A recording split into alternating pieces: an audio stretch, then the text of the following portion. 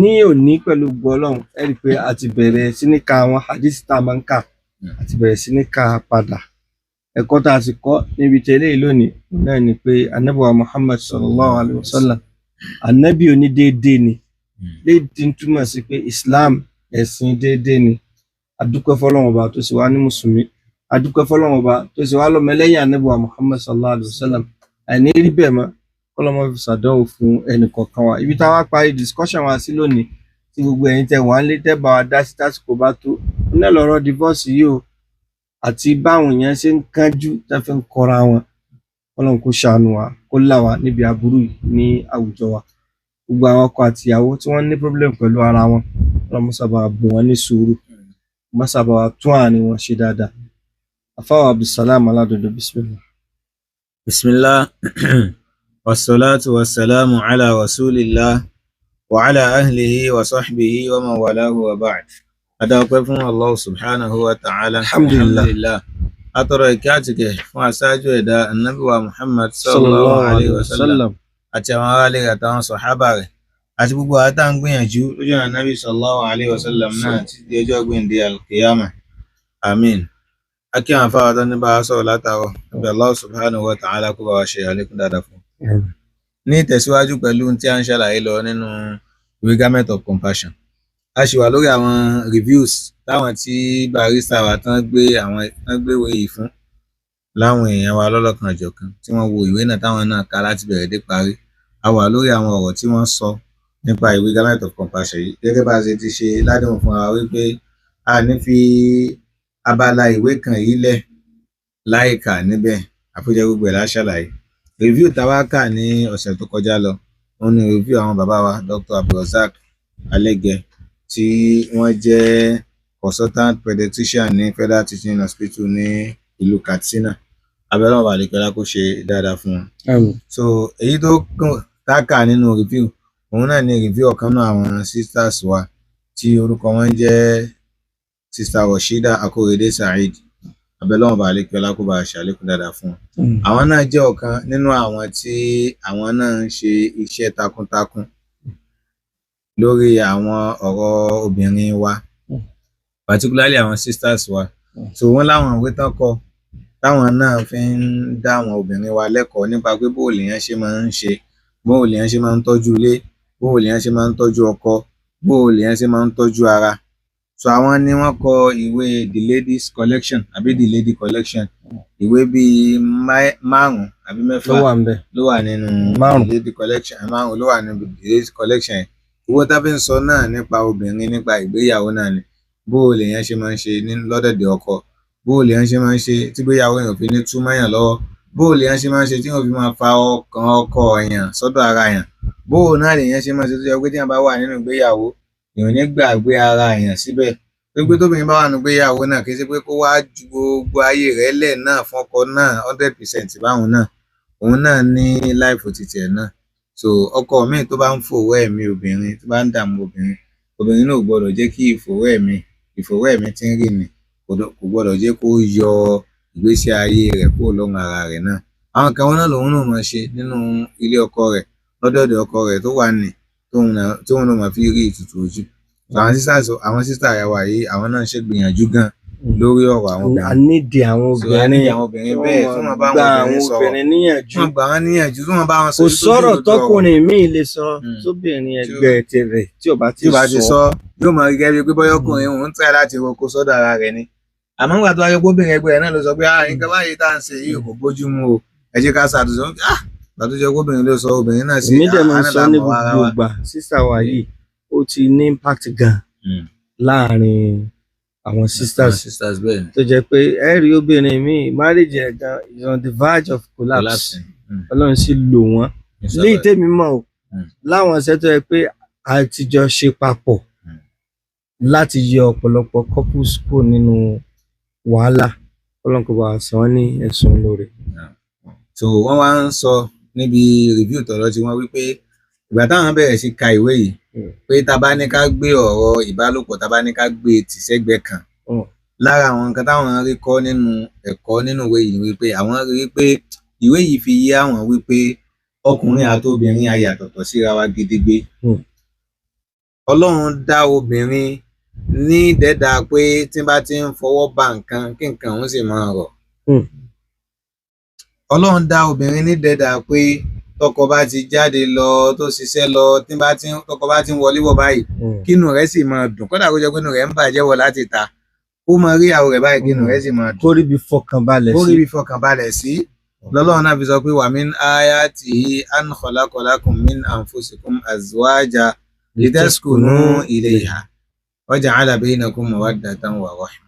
So kéèyàn máa wọlé lọ kọ́kàn rẹ̀ sì máa balẹ̀ pé àtọ́n tí gbogbo bá ti pariwo mọ́ mi lẹ́nu iṣẹ́ lónìí tó ti gbogbo bí a ṣe ní kò sọ́jà yìí náà tí n bá ti délé báyìí tọ̀ ẹ̀mí mi balẹ̀ nù. Mo ti fọkàn balẹ̀. Ọkùnrin tí ò bá nírú obìnrin bẹ́ẹ̀ nínú ilé àgbákò. Ó dà gẹ́gẹ́ bí àwọn ìmáàmù Nasiruddin máa sọ fún wa lọ́sẹ̀ tó kọjá lọ ni wípé ẹlòmíín bẹ nínú ọkùnrin tó jọ wípé ilé tí ń gbé pẹ̀lú ìyàwó rẹ̀ ilé face me and face you náà ni o, àmọ́ níbi tí ìyàwó òun fi lọ́kàn balẹ̀ dé òun ní ó tún máa kánjú kó bí iṣẹ́ pé òun lọlé yóò lọ máa kánjú kó bí iṣẹ́ pé ìlọlé àwọn ẹ̀yàn sáà sọ pé ilé òun náà ní ilé rẹ̀ tó ń kánjú lọ òun máa sọ fún ọgbà àìmọ̀ wọ́rì yàrá kan lè ń pè é, àmọ́ tí n bá ti wọnú yàrá kan ní ọ̀pọ̀lọpọ̀ yàrá ló pọ̀ nínú rẹ̀ látàrí ìfọ̀kànbalẹ̀ physical structure lẹ́yìn sọ àwọn ń wò structure psychological and emotional structure lòun sọ látara ìgbádùn tí rí lára ìyàwó rẹ̀. Bẹ́ẹ̀ lẹ́lòmíì ló sì kọ́lé duplex kalẹ̀ jàǹjàǹ kò ní lè wọlé lọ gan àwọn ọmọ sọ pé bàbá alágbájá ẹ̀ nílọlé nílọ mo fẹ́ tún ṣiṣẹ́ díẹ̀ sí torí pé ẹni tí ó hàn lè mọ̀ tòun ti bínú ilé rẹ̀ sì gba ayẹ tó ní ó fún mọ́ látàrí ó fún pínpín mọ́ látara irú ìyàwó tó ṣe kí ni látara irú ìyàwó tó gbé sílé.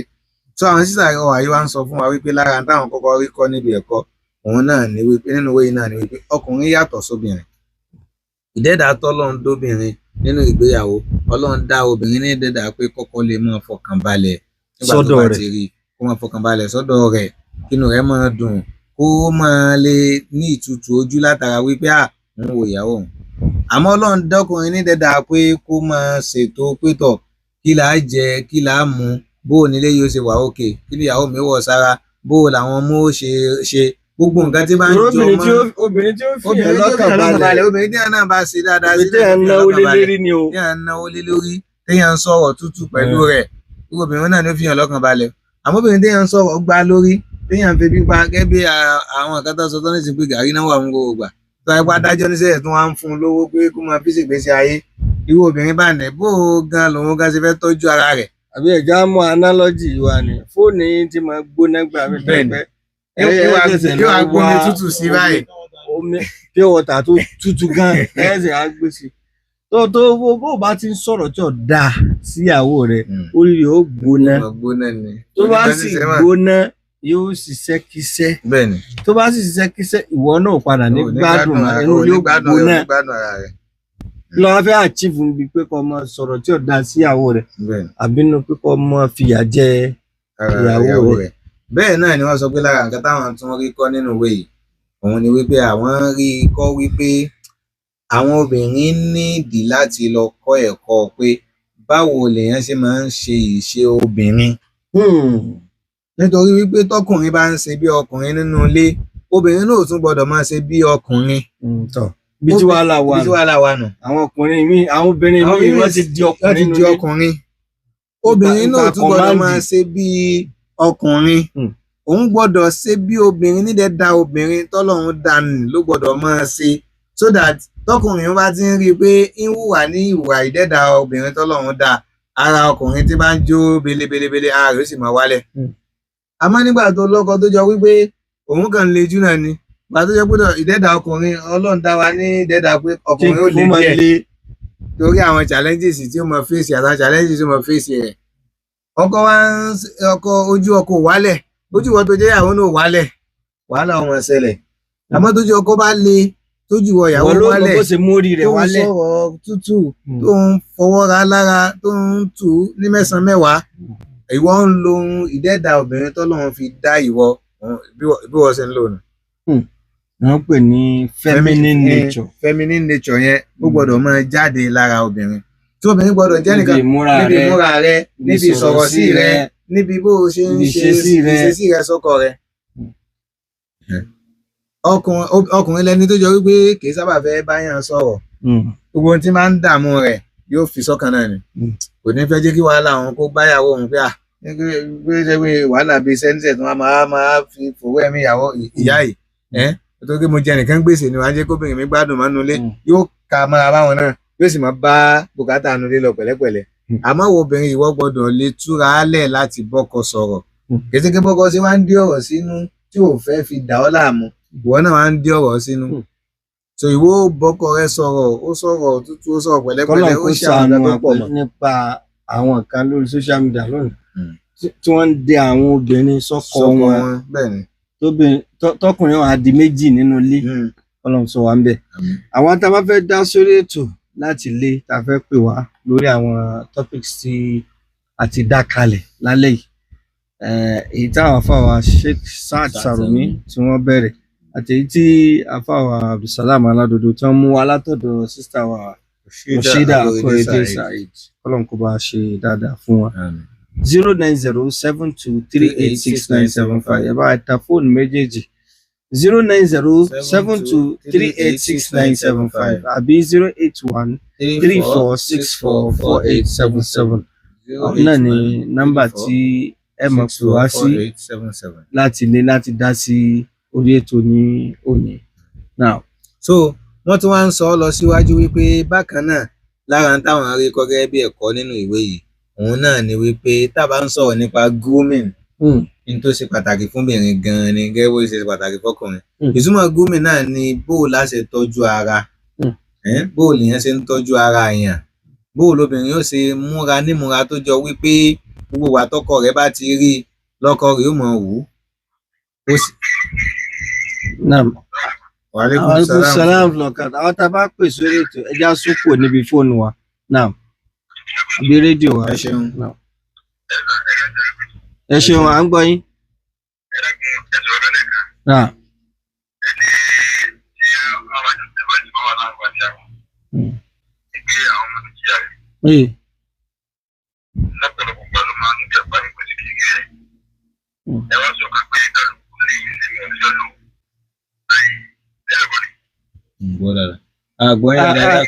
Àgbọ́ yín dáadáa náà.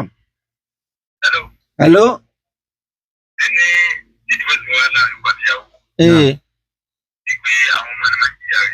Bẹ́ẹ̀ni.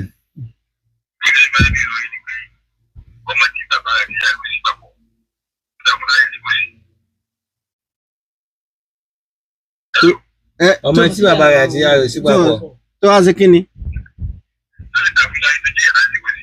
Okay, now. Now, pé wọ́n ní sọ lè dáa fún láyé. So lè jẹ́ yẹn now ẹ ṣeun. Jazakumullah àgbọ́yé bá ní. Wọ́n gbọ́ wáyé dáadáa. Ní tá a sọ lẹ́ẹ̀kan òun ni pé nínú àwọn consequences divorce a sọ pé òun nìkan. Ní tá a sọ ni pé divorce lọ́pọ̀lọpọ̀ gbà a sọ pé gbogbo gbà àmọ́ lọ́pọ̀lọpọ̀ gbà ìmọ̀ affect àwọn ọmọ. Yóò da ìrìn àjò ọmọ rú gẹ́gẹ́ bí àpẹẹrẹ nísìnyí ọmọ tó jọ wípé nígbà tí bàbá àti ìyá rẹ̀ wà papọ̀ ó ń lọ iléèwé dáadáa ó ṣe gbogbo ẹ̀.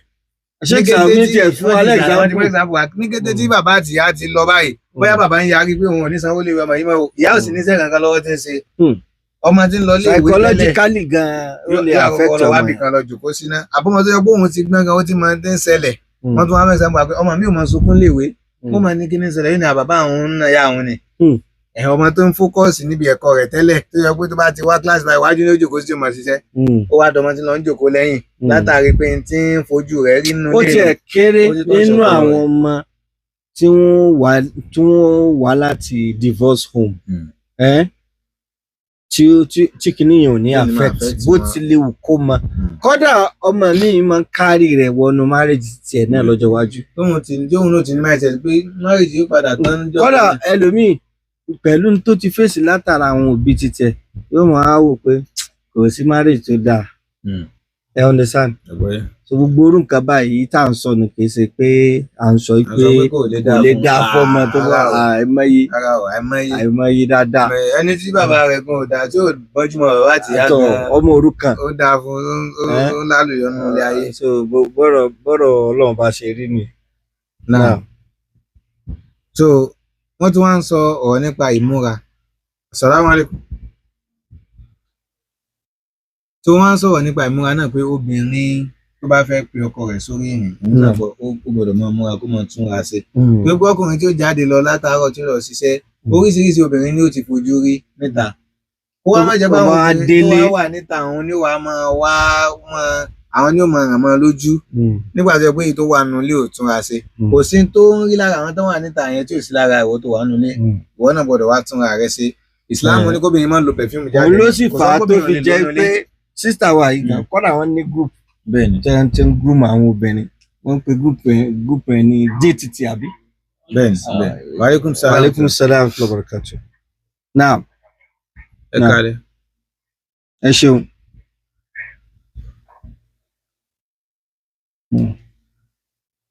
networking ò dá. so journey to tranquility. So our sisters tá a bá fẹ́ join group tó dáa ni tèmi lè sọ fáwọn èèyàn pé àwọn obìnrin kẹ́kọ̀ọ́ ń bẹ àwọn ìyàwó tiwa náà ń bẹ ń bẹ kọ́lọ́n jẹ́ kí group yìí kó tún so èso rere ju bó ti ń so èso rere tẹ́lẹ̀ lọ. ibi náà láàdùn sí lónìí pẹ̀lú gbọ́lọ́ ọba subhanakallahumma wa bihamdik nashhadu an la ilaha illa anta nastaghfiruka wa natubu ilayk.